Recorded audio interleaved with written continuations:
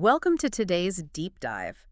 We're looking at a comprehensive guide to laundry basics from the American Cleaning Institute, or the ACI. Yeah, and our mission today is to completely rethink a chore that honestly everyone does, but almost nobody does optimally. Right, because if your crisp white shirts are slowly turning a dull, dingy gray, you aren't failing at laundry, you're just actively forcing them to take a bath in someone else's dirt. Exactly. We usually treat this chore like a basic automated task, or Yeah, you have dirty clothes, you throw them in the drum, you add a splash of soap, and you just press start. It's treated as a purely mechanical routine. which is a fundamental misunderstanding of what is actually happening in that machine. Yeah. You aren't just getting clothes wet and spinning them around. Okay, let's unpack this because what seems like the most mundane household chore in the world is actually a masterclass in targeted chemistry and fluid dynamics. It really is. You are stepping into a highly controlled, incredibly complex laboratory. Hmm. You're initiating a sequence of chemical and physical reactions that we just casually expect to go perfectly every single weekend. And when it doesn't go perfectly, we always blame the washing machine or the detergent. Well, All the time. But this ACI guide makes it clear that the success or failure of this weekly chemistry experiment is determined long before the water even turns on. so let's talk about the initial physical curation, the sorting. Most people assume sorting is purely about preserving color, like keeping the red sock away from the white t-shirts. Right, the classic laundry fear. Yeah. But the guide emphasizes that color is only a secondary concern. Oh, really? Yeah. The primary focus of sorting should actually be managing soil levels and respecting the fabric architecture. So they explicitly warn against mixing heavily soiled clothes, like muddy gardening jeans with lightly soiled items, like a cotton button-down you wore to an office for a few hours. Exactly. And the mechanism behind this is fascinating when you look at the fluid dynamics of the wash water. How so? Well, detergents rely on surfactants. These are molecules designed with two ends. One end loves water, and the other end loves grease and dirt. Okay, I follow. Their entire job is to seek out the dirt on your clothes, lash onto it, pull it off the fabric, and suspend it in the water so it can be safely rinsed away down the drain.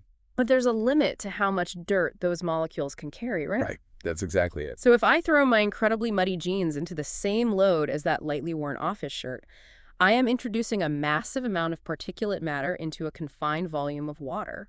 You're overwhelming the surfactant molecules. What's fascinating here is that lightly soiled clothes actually absorb the dirt from heavily soiled items right out of the water. Oh, wow. So mixing your gym clothes with lightly worn office shirts is essentially forcing your clean clothes to take a bath in someone else's dirty water. That is the perfect way to visualize it. Once the detergent hits its maximum carrying capacity, all that excess dirt and grime suspended in the water has to go somewhere. It can't just stay floating in the solution? No, it cannot stay in solution.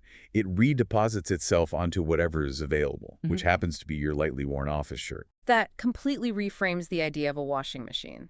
My clean shirt isn't just getting washed, it's acting as a filter for the mud on my jeans. It's a process known as soil transfer. And it is the precise reason why bright whites slowly lose their luster over time. That makes so much sense. I always assumed whites yellowed because of sweat or deodorant. A lot of people think that, but this mechanical soil transfer is a huge factor. They aren't aging naturally. They're absorbing microscopic layers of dirt from the other clothes in the load, wash after wash. Until they turn gray or mysteriously yellow. That's wild. And the physical curation goes beyond just soil levels, right? Oh, definitely. We also have to account for how fabrics physically interact with each other under agitation. Right. The ACI guide identifies certain fabrics as lint losers. Yes, fabrics like fuzzy sweatshirts, chenille robes, flannels, and brand new terry cloth towels. Because they just shed fibers. Exactly. During the mechanical agitation of the wash cycle, these fabrics are inherently prone to shedding microscopic fibers. It's just the nature of how they're woven. And if you aren't paying attention, you end up washing those lint losers with what the guide calls lint attractors. Yeah, they use corduroy as the primary example for that. I can instantly visualize that disaster. The corduroy essentially acts as a magnetic brush. It's a perfect storm of friction and static. Hmm. The corduroy's textured ridges grab all those loose fibers suspended in the water, and it binds them to the surface. And then you end up spending an hour with a lint roller trying to mechanically pry those fibers back off. Which just further damages the corduroy. Yeah. So we separate the heavy dirt from the light dirt, and we quarantine the shedding fabrics. But there was a rule in the sorting section that felt entirely counterintuitive to me. Oh, The unmatched set. Yes, the ACI calls it the unmatched set.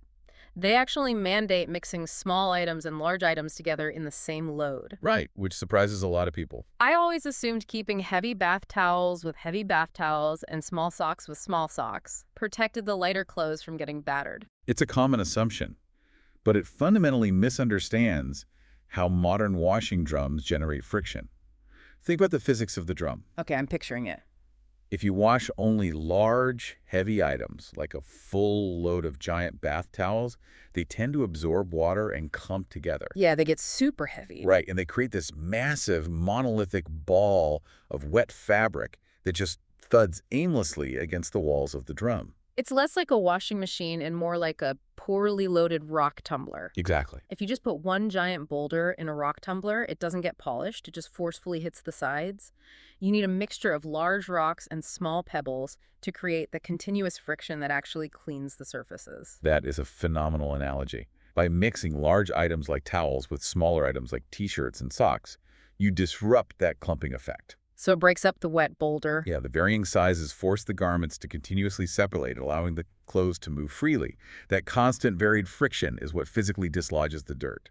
While also allowing the water and detergent to circulate evenly through every layer of fabric. Precisely. Okay, so we've optimized the mechanical action, we've kept the mud away from the pristine shirts, separated the lint losers, and properly balanced the rock tumbler. The clothes are loaded. But once the water actually hits, the mechanical battle turns into a chemical one.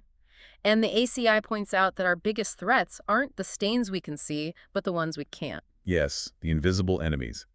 This is where laundry truly becomes a science experiment.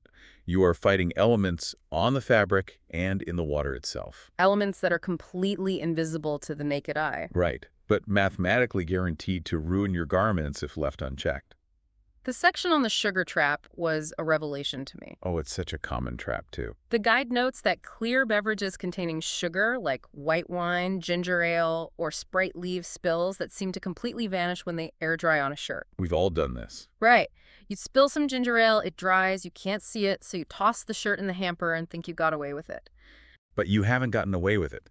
You've just started a very slow chemical reaction. Hey, so you're telling me a clear ginger ale spill is essentially a time bomb on my shirt? It just comes back from the dead. It really does. When the water from that clear spill evaporates, the stain becomes invisible. But the complex sugar molecules are still deeply embedded within the microscopic fibers of the cotton or polyester. And then what happens? Over time, when those sugar molecules are exposed to the ambient oxygen in the air, they undergo oxidation. Oh, that's the exact same chemical reaction as an apple turning brown when you leave a slice on the kitchen counter. It is the exact same mechanism. The oxygen is actively altering the molecular structure of the sugar. That's incredible. And that oxidation changes how those molecules absorb and reflect light, which is why that invisible spill slowly morphs into a stubborn yellow or brown ring weeks later. And the worst part is, if you take that seemingly clean shirt and throw it into the dryer, the high heat acts as a catalyst, right? Oh, absolutely. Yeah. It accelerates that oxidation process and polymerizes the sugars, permanently baking the yellow ring into the fabric architecture. So a clear spill really is a chemical time bomb. Yes. The guide's rule here is imperative. You have to treat invisible sugary spills immediately before they dry, flushing them with cold water. That's step one. But they also offer a strict physical protocol for treating stains, like you blot, you never rub. Right. Rubbing is a natural human instinct. We see a stain and we just want to scrub it out. Yeah, scrub it out aggressively. But rubbing applies intense, localized friction to the fibers. If you have a particulate stain, scrubbing literally grinds the microscopic dirt or sugar deeper into the core of the thread. That makes a lot of sense. Worse, it physically breaks and frays the structural fibers of the garment. It's like exfoliating your shirt, but you're really just destroying the material. Exactly. You blot to lift the stain into a secondary cloth, pulling it away from the fibers rather than mashing it down. Okay, so we blot, we don't rub. But sugary spills are only one invisible enemy. We also have to address the chemistry of the water itself. Specifically the presence of hard water. Right. And the ACI gives us clear indicators for this, for those who don't know if they have it. Yeah, they do. If you have a fine white residue crusting around your bathroom faucets, or if your clean towels always feel stiff and scratchy instead of soft, you likely have hard water. And hard water contains high concentrations of dissolved minerals, primarily calcium and magnesium. And when those minerals interact with laundry detergent, they actively sabotage the chemistry. Sabotage is the perfect word for it. When you introduce detergent into hard water, the active cleaning agents, the surfactants we talked about earlier, actually bind to the calcium and magnesium instead of the dirt on your clothes. Oh, so they get distracted. Yes, and this chemical reaction creates an insoluble precipitate. The ACI calls it a curd. Occurred. That just sounds like soap scum. It is literal soap scum forming inside your clothes. Exactly, it's soap scum.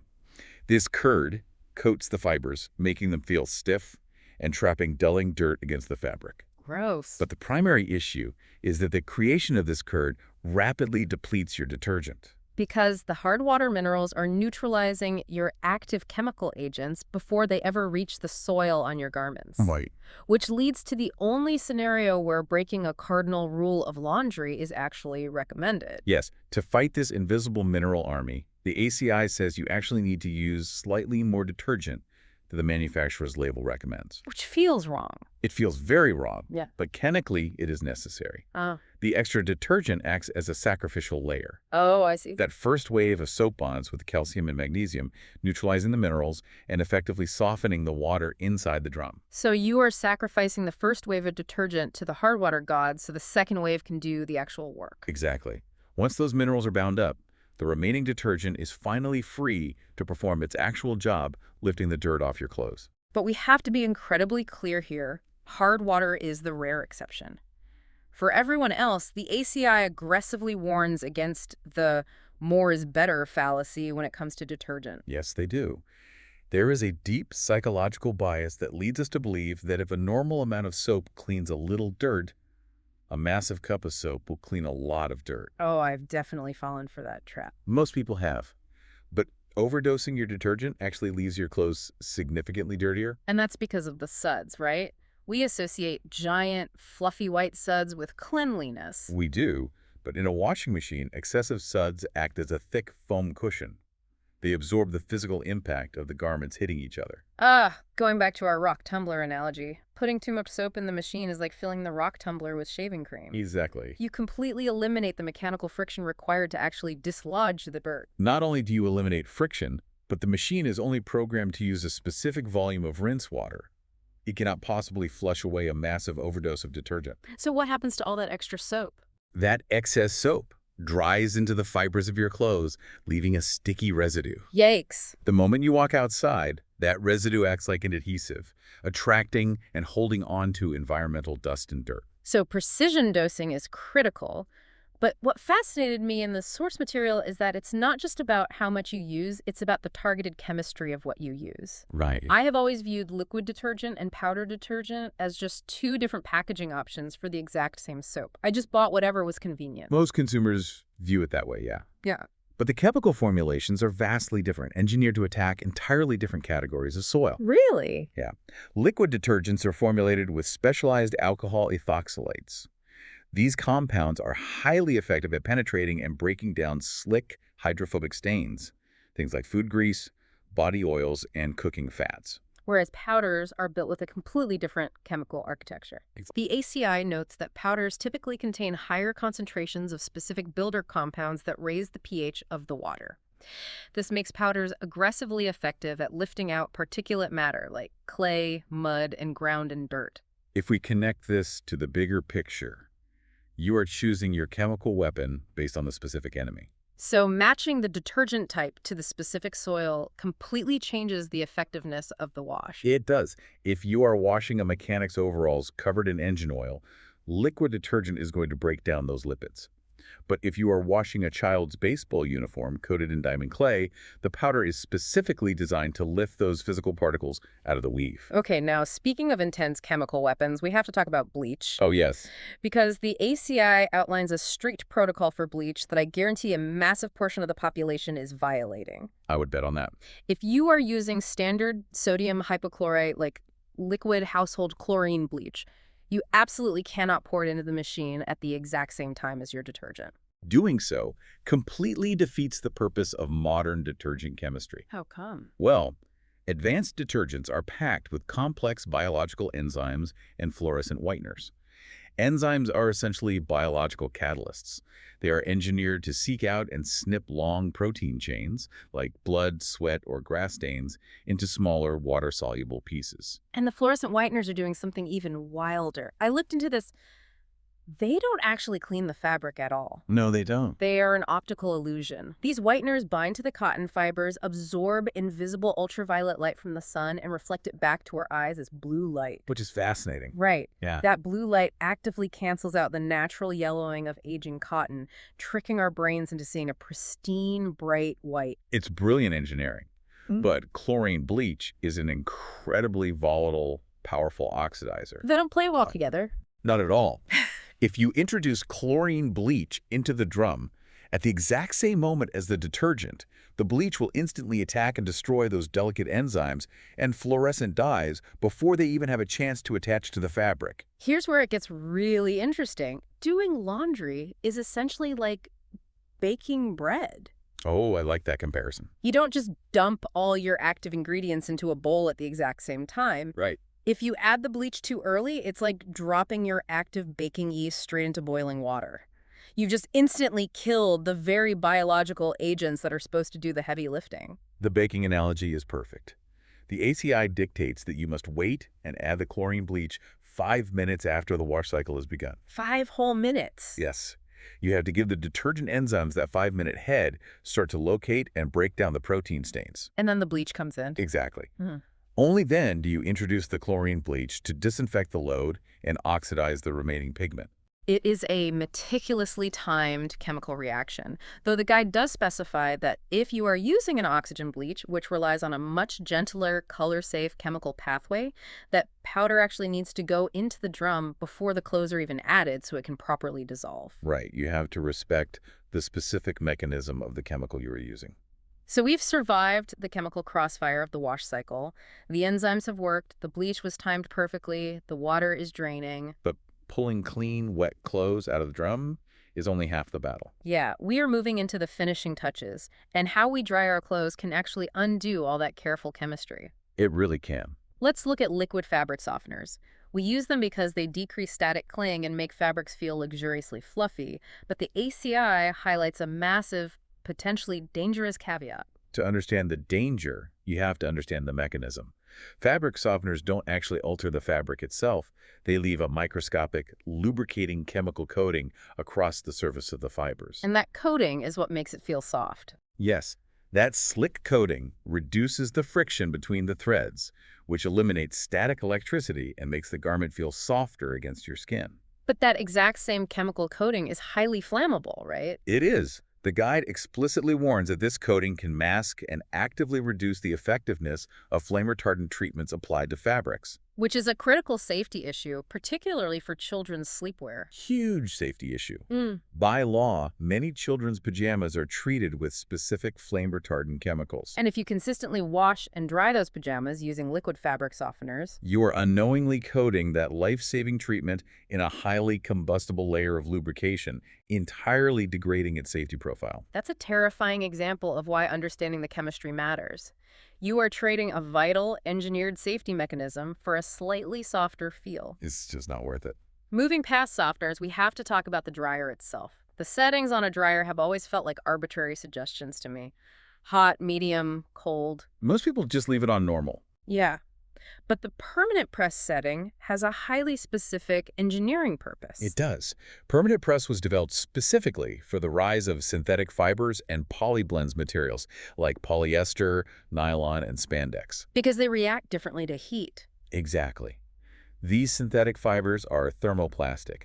When they are exposed to the high heat of a dryer, the polymer chains loosen and the fabric becomes highly pliable. Which means if you just blast them with high heat, stop the dryer, and let them sit in a crumpled pile at the bottom of the drum. Those pliable synthetic fibers will rapidly cool down and permanently set themselves into those deep, chaotic wrinkles. Oh, I've definitely done that. We all have. The permanent press setting solves this through a controlled temperature curve. How does it work? It uses medium heat to dry the clothes, but it finishes the cycle with a dedicated cool-down period. It slowly drops the internal temperature while the drum continues to tumble the clothes. So they keep moving. Right.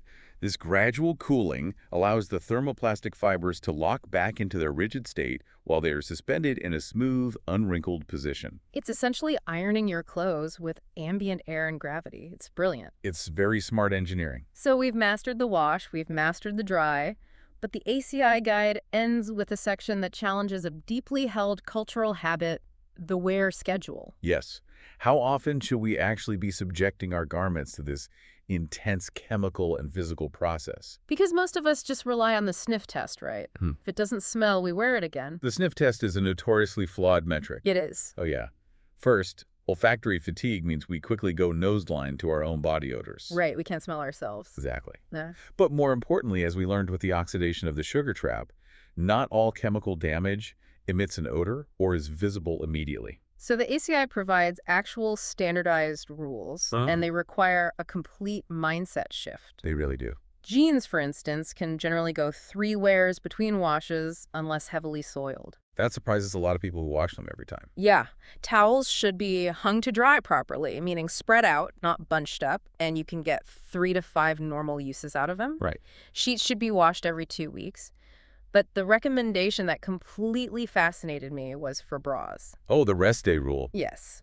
The guide states bras should be worn 2 to 3 times before washing, but they require a mandatory rest day in between wears, a rest day, like a muscle recovering after a heavy workout. The muscle analogy is structurally accurate. It comes down to the mechanics of elastomers. The elastic parts? Exactly. Bras and many modern athletic garments rely heavily on spandex and elastic fibers to provide support and shape. When you wear them, your ambient body heat and physical movements stretch those intricate polymer chains out to their maximum capacity. So if you wear the exact same bra day after day, you are keeping those elastic polymers in a constant, unbroken state of tension. Precisely. They never get a chance to rebound. Over time, that constant tension permanently fractures the elastic core and the garment loses its shape. Giving the garment a 24-hour rest day allows those stretched elastomers to physically contract, cool down, and regain their original structural integrity. That's fascinating. It is not just a hygiene suggestion. It is a mechanical necessity for preserving the lifespan of the fabric. So what does this all mean? When you look at the entirety of this guide, it implies we are fundamentally out of sync with our closets. We really are. We are blindly overwashing things that desperately need mechanical rest, like denim and elastomers, actively destroying them in the drum. Yes. And we are underwashing things like invisible sugary stains, letting ambient oxygen slowly ruin them while they sit on a hanger. We treat our clothes as a monolith, assuming one setting fits all. But every single garment has a specific chemical and physical threshold. Respecting those thresholds is the only way to prevent premature wear and tear. Let's briefly recap this journey we've been on. We started by realizing that sorting isn't just about color. It's about managing fluid dynamics to prevent soil transfer, keeping muddy pants away from office shirts, and balancing the rock tumbler of the drum with mixed sizes. And then we uncovered the silent threats, the oxidation of invisible stains, and the way hard water minerals actively neutralize our detergents by forming insoluble curds. We learned why precision matters, why liquid detergent is designed for grease while powder targets clay. Right. Why pouring chlorine bleach in too early acts as a chemical assassin to your detergent's active enzymes and whiteners. And finally, we explored the mechanics of finishing the dangerous flammability of softeners on children's clothes, the thermoplastic magic of the permanent press cool-down, and the absolute necessity of giving our elastomers time to rebound. The overarching lesson here is agency. The next time you throw a load in the wash, you are not just executing a mindless chore. No, not at all. You are actively conducting a highly personalized chemistry and physics experiment on your wardrobe. It is an incredibly empowering way to look at something we all have to do on a Saturday afternoon. I completely agree. But before we wrap up, I want to leave you with one final, lingering thought to explore on your own. Throughout this guide, the ACI frequently references that complex matrix of fabric care symbols printed on our clothing tags. Oh, you mean the ones that look a bit like ancient, indecipherable hieroglyphics? Yes, those exact ones. You know, the little triangles, the squares with circles inside them, the tiny irons with dots. Usually we look at those tags, get completely overwhelmed, and just dismiss them as annoying, overly cautious suggestions. Most people just ignore them entirely. They really do. But what if we completely shifted our perspective? What if we viewed those symbols not as a nuisance, but as a standardized universal language of preservation? That is a fascinating way to frame it. Think about the implications. If everyone perfectly decoded and followed those highly specific chemical and physical instructions, how much longer would our garments actually last? They're probably decades longer. Right. Could mastering our laundry, truly understanding and respecting the chemistry of the drum, be a secret, everyday weapon against the massive global crisis of fast fashion and textile waste? That is a profound question. If Sure. we stop chemically and mechanically destroying our clothes, we stop throwing them away. It turns out fixing a small part of the world might just start with how you manage your lint losers. So the next time you're standing in front of that washing machine, remember you are running a laboratory. Thanks for joining us on this deep dive. Catch you next time.